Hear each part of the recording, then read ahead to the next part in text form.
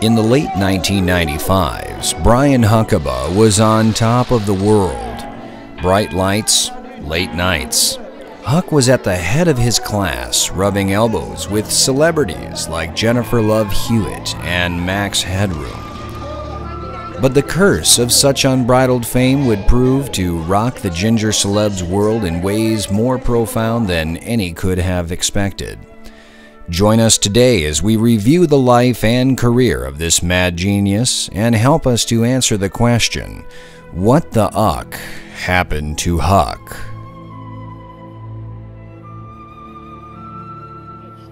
By the way, are you looking at Huck me? broke into the Hollywood scene with his heartfelt portrayal of Teen Werewolf. Teen Werewolf showcased the actor's talents as a singer, a dancer, and canine, which would make him the first ever Hollywood triple threat. The rookie actor was met with rave reviews, and his dance moves have been credited with inspiring another worldwide pop sensation. Huck's sophomore success came quickly on the heels of Teen Werewolf, with his grotesque but sympathetic portrayal of Chicken Boy. Huck's role as Chicken Boy was nominated for Best Supporting Actor. Despite all the buzz favoring Huck, the Oscar went to Robin Williams for Good Will Hunting. Following the success of Chicken Boy, Huck was offered the coveted lead role of the Batman series. But sadly, the actor was fired for bad behavior when recordings of his outbursts on set went viral on YouTube. No, shut the fuck up, Bruce. Do I want? No! No! Don't shut me up! Am I gonna walk around and rip your fucking lights down? Huck later explained that his outrage came from the belief that he was being typecast. The veteran actor recovered quickly. Huck began to explore other avenues for his creativity. No one could have expected that interpretive dance would have embraced the actor so vigorously, but his ability to become one with his characters made him a dancing sensation. Things with me arms like that, so it's like feeding me. It's like an inspiration being in there with like the mollusks and the crabs and stuff. It's why I'm there to study. So you get your interpretiveness through the common world. Right, exactly, and through the crabs. But Huck's creativity could not be limited to crabs. He soon felt the allure of the behind-the-scenes movie-making process and tried his hand at directing. Huck's much-anticipated The Coolest Tape in the World series exploded on the scene in the late 1991s with its first chapter, Heroes. Finding itself somewhere between mainstream blockbuster and cult sensation, The Coolest Tape in the World series promised to rival tapes like Dancing Outlaw of the Different Drummer series. In a sad twist, Huck's new look and rapid rise to fame became the downfall of one great artist, who would later blame his achy-breaky fall from the top on Huck's having stolen and capitalized on his look. In 1993, Huck directed, produced, and starred in Jurassic Bark, a science fiction thriller based on a book by Michael Crichton. Jurassic Bark is regarded as a landmark in the use of computer-generated imagery and received positive reviews from critics who praised the effects and Huck's ability to bring a dog to life on screen. During its release, the film grossed more than $914 million worldwide, becoming the most successful film released up to that time, surpassing E.P., the Extra Perennial. Huck's follow-up film, Double Trouble, showed the softer side of the sex icon. He returned to his roots of physical comedy and pursued a role opposite the most talented co-star of his career, himself. But the success of Double Trouble was a dual-edged sword. With Huck's popularity came temptation.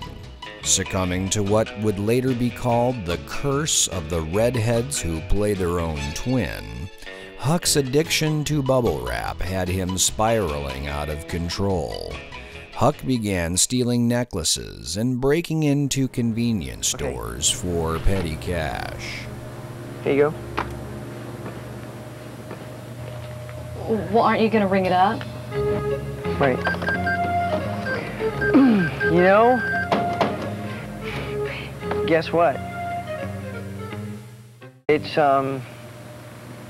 Customer Day, Customer Appreciation Day. Anything you want today is free. All you gotta do is you take the stuff and you go. Huck had hit rock bottom, but thanks to the intervention of Dr. Drew Pinsky at the Pasadena Recovery Center, he managed to shake his bubble wrap popping demons and find sobriety. Right now, the kinds of symptoms that we see, I know a lot of people are not accustomed to sort of looking at what he's doing as a symptomatology, but here's what I see.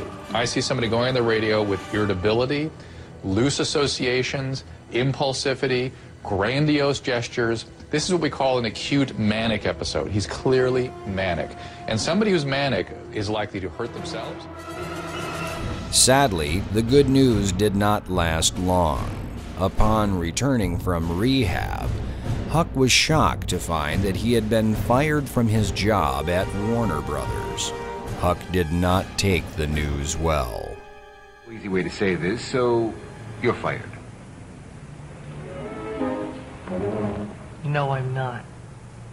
Yes, you are. No, I'm not. Yes, you are. No, I'm not. Yes, you are. No, I'm not. Yes, you are. Yes, I am. Yeah, you are. Following his public dismissal from Warner Brothers, Huck appeared on a string of radio and television interviews in an attempt to get his job back. His efforts were futile. I am battle-tested bayonets, bro, and I'm tired. I'm so tired of pretending like my life isn't perfect and bitching and just winning every second, and I'm not perfect and bitching and just delivering the goods at every frickin' turn, because look what I'm dealing with, man. I'm dealing with fools and trolls. Huck's nonsensical rants drove him farther into seclusion and forced him to take a temporary hiatus from the acting world. Desperate to keep his Beverly Hills mansion, Huck took a blue-collar job working as a delivery man, a career move that was meant to remove him from the spotlight. Unfortunately, the spotlight found him once again. Look, I can... License and registration, please. Let me just drop this package Your off. license and registration, thank you. Fine.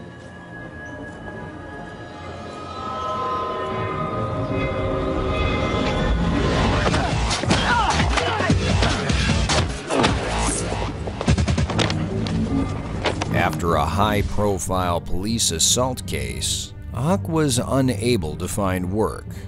He moved to Louisiana and became a recluse. His adoring fans were desperate to hear something from him, but he had been entirely cut off. In the year 2009, however, after years of deprivation, Huck's mad genius made its most recent and, by far, most powerful explosion onto the scene. In a tale of love and desire, of addiction and perseverance, Huck delivered Sippy Cup to the world. Nope. All right, you stay right here. Daddy's gonna go get you water. Nay.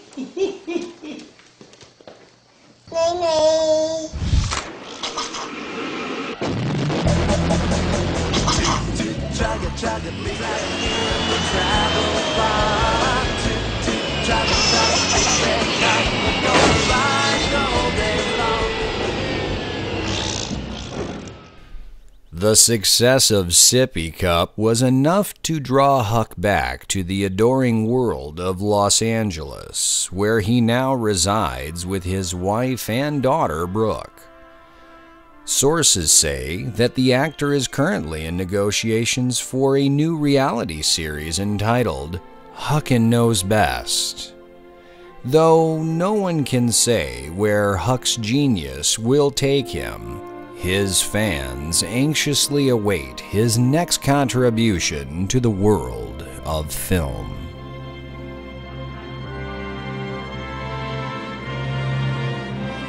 The hills are alive with the sound of music, with songs they have sung for 1,000 years.